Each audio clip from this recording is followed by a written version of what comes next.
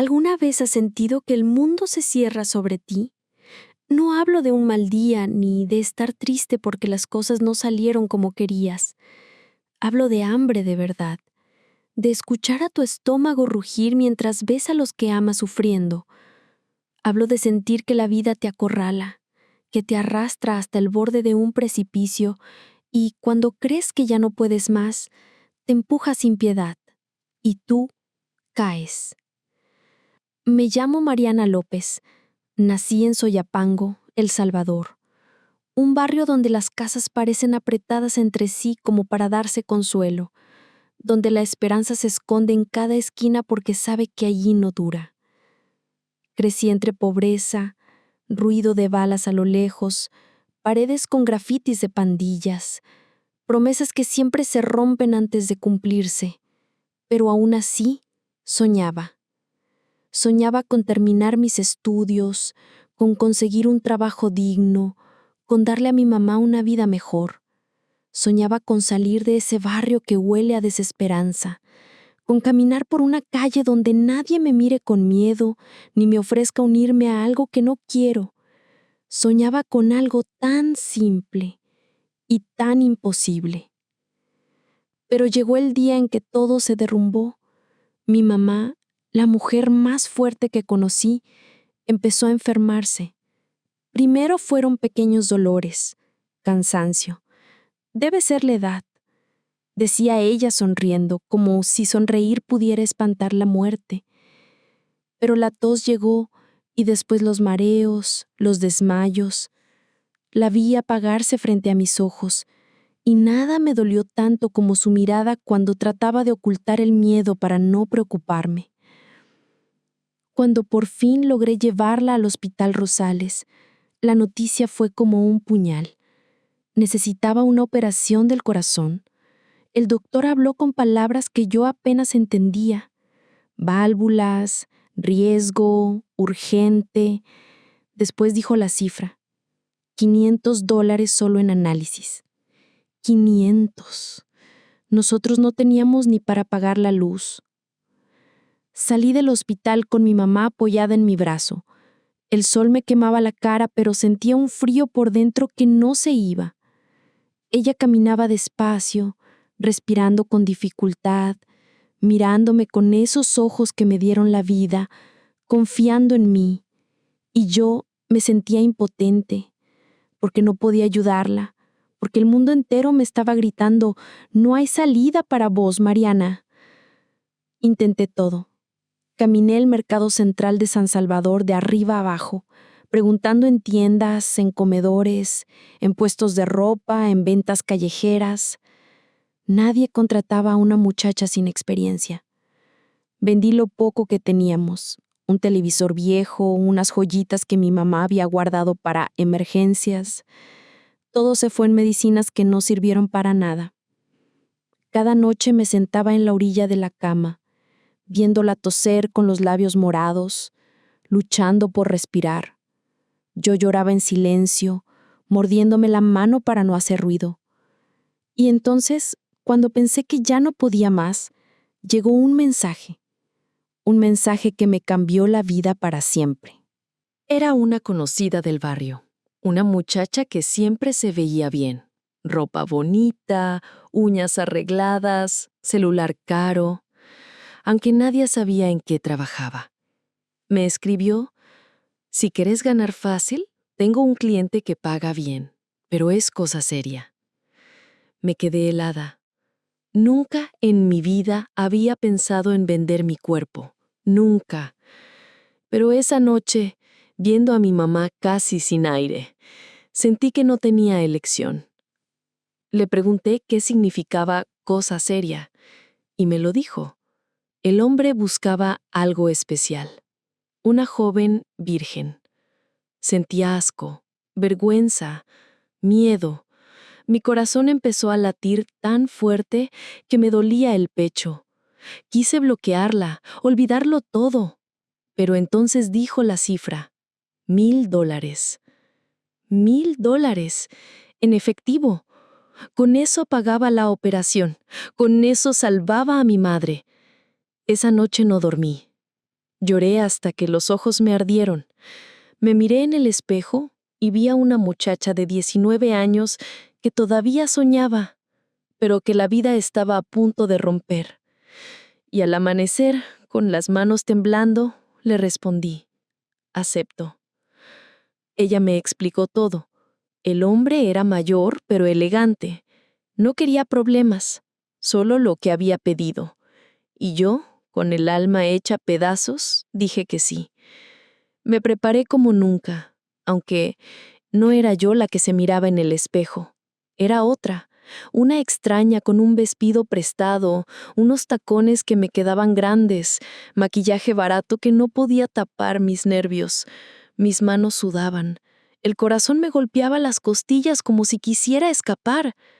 Nos encontramos en la zona rosa, frente a un hotel que yo solo conocía por fotos. Luces brillantes, autos lujosos, un mundo que no era el mío. Y entonces lo vi. Un hombre mayor, cabello canoso perfectamente peinado, un traje que seguro costaba lo que yo ganaría en años. Llevaba un reloj brillante, una sonrisa fría. Ese era mi comprador. Subimos en el ascensor. Cada número que pasaba era como una campanada en mi alma. Cuando la puerta de la habitación se cerró, supe que no había marcha atrás. No daré detalles, no porque quiera ocultarlos, sino porque no quiero recordarlos. Solo diré que cuando todo terminó, recogí el dinero con las manos frías, sin mirarlo a los ojos, y salí. Afuera el aire me supo a hierro, como sangre.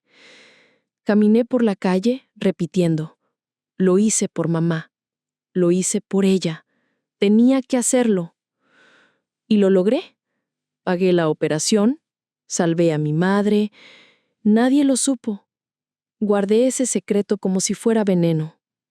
Pero el destino no había terminado conmigo. Un mes después, empecé a sentirme rara, mareos, náuseas, el retraso que nunca perdona. Me hice la prueba y la verdad me explotó en la cara. Estaba embarazada. Sentí que el mundo se derrumbaba otra vez. No podía decirle nada a mi mamá. No podía decirle a nadie. Así que callé. Lloré noches enteras, pero seguí adelante. Al final tuve a mi hijo en silencio, sin papá, sin explicación. Lo crié sola, trabajando en lo que fuera, jurando que jamás sabría la verdad. Pasaron 2 años. Yo trabajaba en una tienda en el centro histórico, intentando rehacer mi vida. Mi mamá seguía viva, mi hijo crecía sano, pensaba que todo aquello había quedado atrás. Hasta que llegó el día del funeral. Era de un familiar de mi padre biológico, ese hombre que se fue cuando yo era niña. Mi mamá me pidió que la acompañara. No quería, pero insistió. Recuerdo la iglesia llena, el olor a flores mezclados con incienso, los murmullos de la gente. Y entonces lo vi. Un retrato sobre una mesa, con un marco dorado. El difunto. Mi abuelo paterno. Sentí que el aire me abandonaba cuando escuché el nombre. Era él, el hombre del hotel, el que me pagó por mi virginidad. Era mi abuelo. Por un instante, todo quedó en silencio. No escuchaba los rezos, ni los llantos, ni el murmullo de la gente, solo el latido frenético en mis oídos, como tambores que anunciaban mi condena. El suelo pareció moverse bajo mis pies. Me agarré de la banca de madera, las uñas hundiéndose en la superficie tratando de no caer. No, no puede ser, repetía mi mente, pero el retrato seguía ahí, implacable, clavándome la verdad como un puñal. La foto mostraba a ese hombre con la misma sonrisa fría, los mismos ojos grises que me observaron aquella noche en el hotel, pero ahora estaban inmóviles, congelados en un recuerdo que me atravesaba el alma. Y debajo del retrato, un nombre que jamás olvidaré: Don Ernesto López. López, como yo, como mi padre. La sangre me hirvió en las venas y el estómago se me revolvió. El aire se volvió espeso, imposible de respirar. Tenía que salir ya. Tropecé con los bancos mientras la gente me miraba extrañada. Empujé la puerta y corrí al baño del fondo, cerrándome por dentro. Apenas alcancé a echarme antes de vomitar todo lo que tenía en el cuerpo. El sabor amargo me quemaba la garganta, pero lo que más dolía era la imagen en mi mente. Sus manos en mi piel. Su voz diciéndome, tranquila. Me miré en el espejo. Tenía el rostro empapado en sudor, el maquillaje corrido, los ojos desorbitados. Era yo, pero no era yo. Era una mujer rota, sucia, marcada por un pecado que ni el agua bendita podría borrar. Me agarré el vientre por instinto.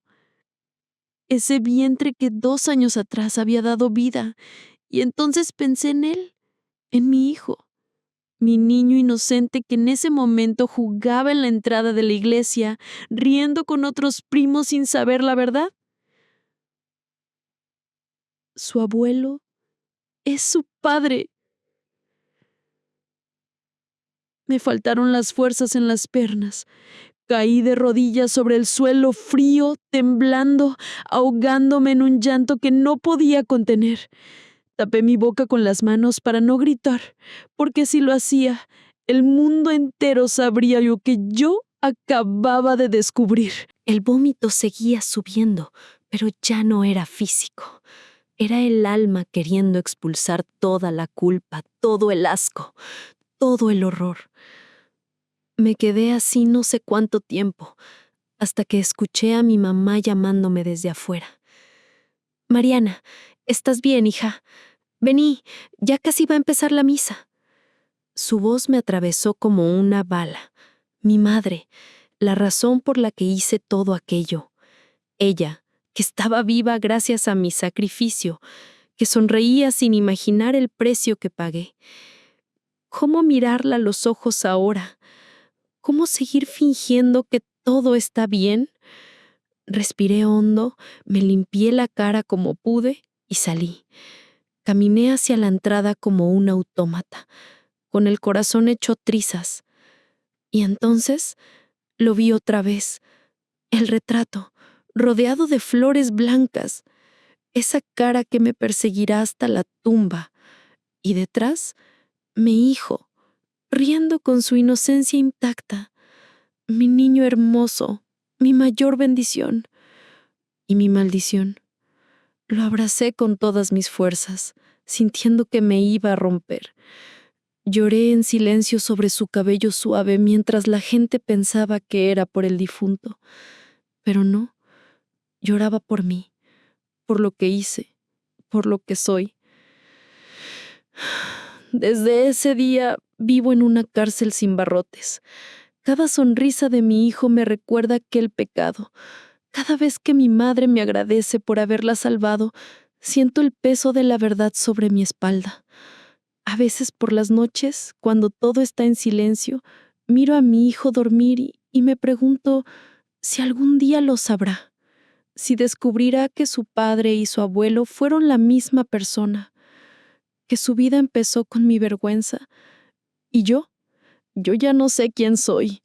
Solo sé que ese día en esa iglesia entendí que hay pecados que no se confiesan, porque ni Dios ni uno mismo puede perdonarlos.